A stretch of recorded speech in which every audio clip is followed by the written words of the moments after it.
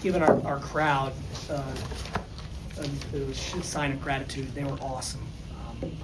Our players feed off the energy. They feel appreciated, and hopefully a lot of them are walking over across the parking lot to Yost to watch us take care of Sparty tonight like we did last night over in hockey. Brandon and the guys, what a special season they're having. And so it's a good day to be a Wolverine, but we're excited about the trajectory of our group and the way we avoided complacency. We had a very unique schedule where we have 9 days off between Vegas and now. And so with that, there's a lot of concern with outside noise, things that really don't go into winning or losing. And I thought our guys handled it with maturity. I think we had 6 practices, and I would say 5 of them were really, really good practices. We had one that wasn't nearly up to our standards, but part of it was the practice format, and some things were choppy because of the way that the staff scheduled it. But overall, we've got, I think we're better than we were 10 days ago, and that's all we can ask this time of year. Tom?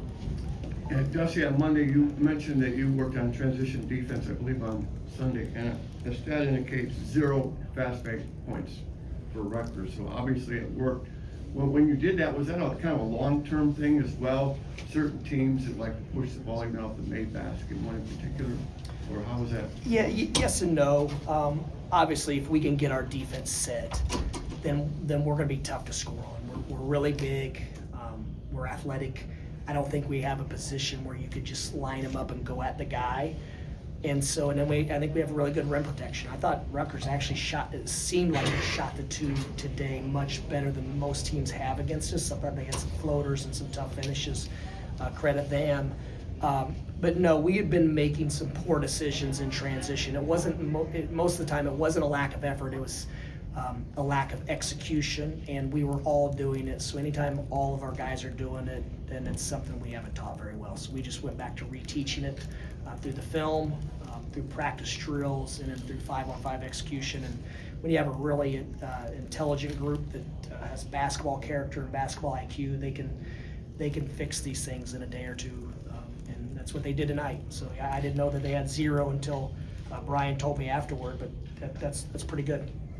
But you speak to Merez's game, obviously everything he does down low, but then the 2 threes today, and his free throw shooting all year has been really impressive too. How much time do we have? I can go until the hockey, until the game starts, talking about Rez if you want me to. Man, we really, and his teammates, we really appreciate that guy, man. When you look at our good possessions in Vegas, a lot of times we got layups and dunks because of his seals, because of his screens, because of his rim runs. He does a lot of extremely visible and invisible plays. And for him to knock down the threes, it's a testament of his work. As you could see when he raised up into it, I don't think there was anyone thinking, "Oh, don't do it," or we've seen him shoot in practice, and as long as he's shooting step-in threes, I think everyone's confident. And both times, Elliott put pressure on the rim, on the paint, and drew the 5. So it wasn't as if he had to make a split-second decision. And I think that if teams have to be a little more skittish towards helping at the rim, then Elliott's going to get more layups, and Yax is going to get more layups, as you saw in the second half. So there's a chain reaction. We want all 5 guys on the court to be capable of knocking down threes. And even the guys that don't shoot them now in games are shooting them in practice every day, because we're always thinking the end goal is to be the absolute best teams and be able to win in any situation. And so to do that, we've got to have a whole Swiss Army knife of weapons, and we're still developing that. Steve? Elliott mentioned the ceiling from Morez, and you just mentioned his ceiling. What enables him to so effectively and quickly seal? He loves contact. I think that's first and foremost. He wins every catch. Our guys have a lot of confidence to throw him the ball, because if it's a 50-50 ball, if it's a 60-40 ball, 70-30 ball, and he's at a disadvantage, he typically wins those catches and turns them into baskets. So there's trust that's developed throughout the season amongst 1 or 2 guys, or even at teams. And Rez has certainly earned the trust of his teammates that he's going to play the right way, play with efficiency. And even, he has 9 of 11. At one point he missed 1 shot, and he's not hunting shots. He's trying to play good basketball. And that's probably the thing that I, as a member of the team, most pleased with, is just how unselfish our guys are. I don't think this is common. And I think part of it too is the mutual respect and the shared sacrifice amongst our group. So very pleased with that aspect. And if I could, one more, you Please. mentioned not getting complacent, and that's not easy. Talk about what goes into that for you and your players, staying hungry. I mean, it's going to be different every week. There's going to be new challenges. And the guys that were here last year were Roddy and Amari and Will and LJ. They're preaching some lessons that we learned the hard way because we let down our guard a little bit last year. And then it's not much more difficult than just follow the game. And you see teams go on the road and look like different teams. Undefeated teams go on the road to a team they're supposed to beat by double digits and they lose because it's difficult to win on the road, especially in the Big Ten.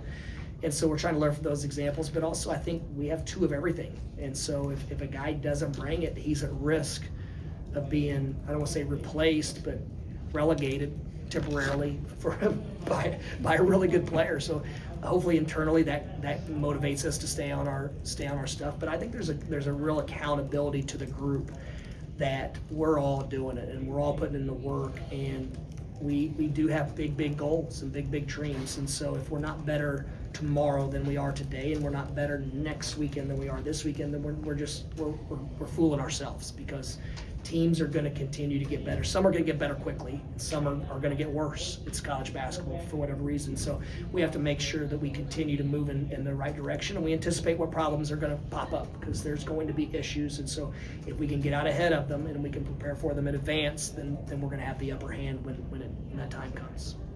Andrew? I've heard coaches say, like, after a loss, we're never as bad as we are after a loss, we're never as good as when we're rolling. I guess I haven't heard you say that. Do you think this team really is, I guess, as dominant as they've been, like, as far as just sustaining these margins going forward? I mean, we talk about it internally that when we defend and rebound at the top of our game, then when we make shots, it's going to simply determine the margin and the size of the margin. And the nights they don't go in, when everything's going wrong and we're not finishing around the rim and we're missing our free throws and we're missing our threes, if we can hang our hat on all the other things, the intangibles, then we'll still be able to find a way to win, because those nights are coming too. I mean, we're going to have some games when we just don't make shots, and it's a tricky game and the ball squirts out. I mean, you see it every day. You see 90% free throw shooters miss free throws. So it's just that's on the horizon as well. We don't know if it's Tuesday, Saturday, a month from Saturday, but those days are coming as well. And so we're simply trying to prevent losing with all the other things and not letting a bad bounce come into play. And so I like the mindset of our group right now, especially for early December, but we have a long way to go, especially with some of the teams we have on our schedule. We don't get Purdue at home, and we don't get Illinois at home. We don't get some high level teams at home this year, so we've got to be even tougher to go on the road and win against some of the best teams in the country. Alejandro? Dusty, how unexpected and beneficial is it to have had these 4 games where you've been able to get the deep rotation minutes in the last 10 minutes of each game? Yeah, we just talked about that as a staff, that we're developing our bench in live play. And the one thing about our program, when we win, when we lose, it's still about the growth and the development and improving.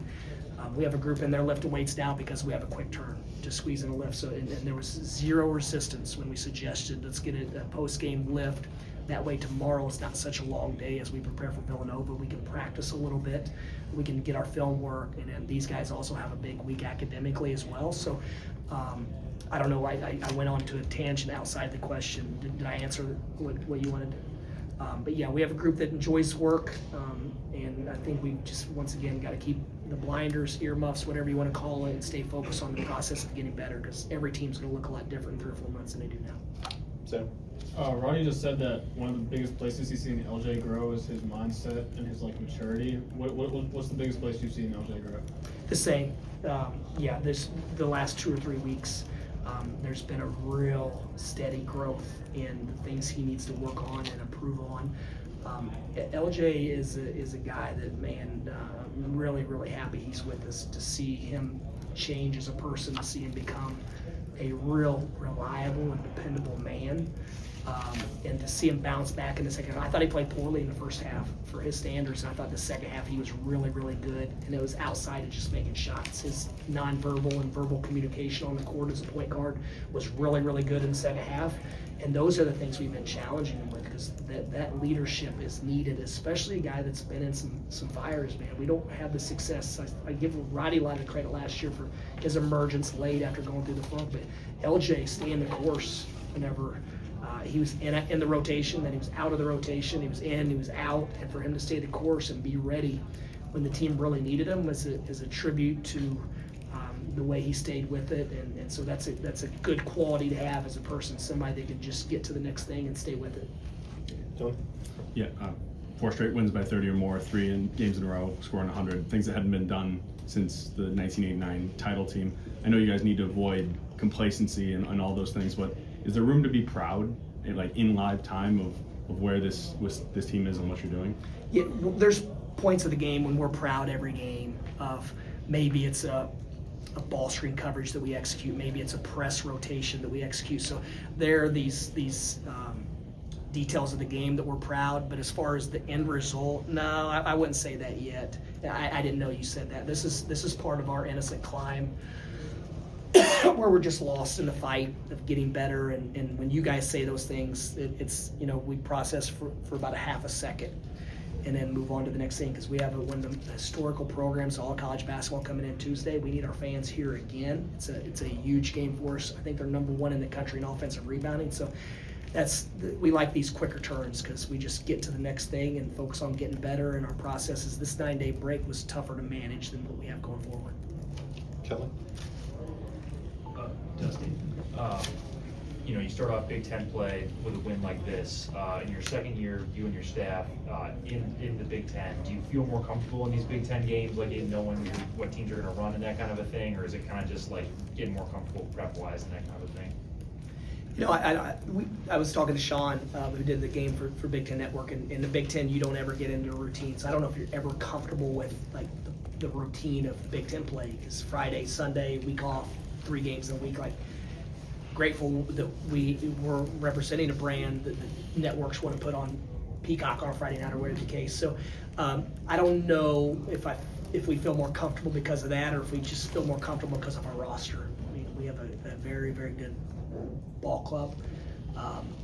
Like I said, when you have 2 of everything, we have experience, we have size. There's nothing that is going to keep us from being our best other than ourselves. And so when you play against really good teams, they're going to have to beat us. And so I think that gives us more confidence than simply being through it the last year, because every roster changes. We're going to different cities. We were in LA last year. Now we're going to be in the Pacific Northwest. Last year we played at Rutgers. This year we didn't. So, we have some tough environments we have to go into this year. Northwestern's a bare place to play. Obviously Ohio State a couple times, Michigan State a couple times. So a little more comfortable, yes, but as far as it being a real difference maker, no. We're still figuring it out on the fly. Okay, Coach. That's good to Thanks, do it. guys. Appreciate it. Thank you.